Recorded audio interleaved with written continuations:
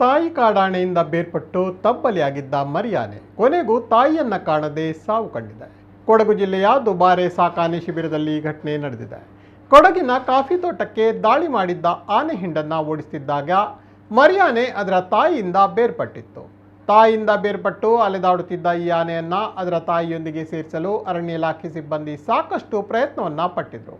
ತಾಯಿಗಾಗಿ ಅಲೆದು ನಿತ್ರಾಣಗೊಂಡಿದ್ದ 5 ತಿಂಗಳ ಮರಿಯಾನೆಯನ್ನ ರಕ್ಷಿಸಿ ದುಬಾರಿ ಶಿಬಿರಕ್ಕೆ ಶಿಫ್ಟ್ ಮಾಡಲಾಗಿತ್ತು. ಗಂಜಿ ಹಾಲು ನೀಡಿ ಆರೈಕೆ ಮಾಡಲು ಯತ್ನಿಸಲಾಗಿತ್ತು. ವನ್ಯಜೀವಿ ವೈದ್ಯ ಡಾಕ್ಟರ್ ಚಟ್ನಿಯಪ್ಪ ಚಿಕಿತ್ಸೆಯನ್ನ ನೀಡುತ್ತಿದ್ದರು. ಕಳೆದ ಕೆಲವು ದಿನಗಳಿಂದ ಕೊಂಚ ಚೇತರಿಸಿಕೊಂಡಿದ್ದ ಮರಿಯಾನೆ ಇದೀಗ ದಿಢೀರ್ ಸಾವು ಕಂಡಿದೆ. ಮರಿಯಾನೆ ಸಾವಿಗೆ ದುಬಾರೆ ಅರಣ್ಯ ಸಿಬ್ಬಂದಿಗಳು ಕಂಬನಿಯನ್ನ ಮಿಡಿದಿದ್ದಾರೆ. ಸಾಕಷ್ಟು ಶ್ರಮ ವಹಿಸಿದ್ರೂ ತಾಯಿ ಆನೆಯ ಜೊತೆ ಸೇರಿಸಲು ಸಾಧ್ಯವಾಗದ ಬಗ್ಗೆ ಬೇಸರವನ್ನ ವ್ಯಕ್ತಪಡಿಸಿದ್ದಾರೆ.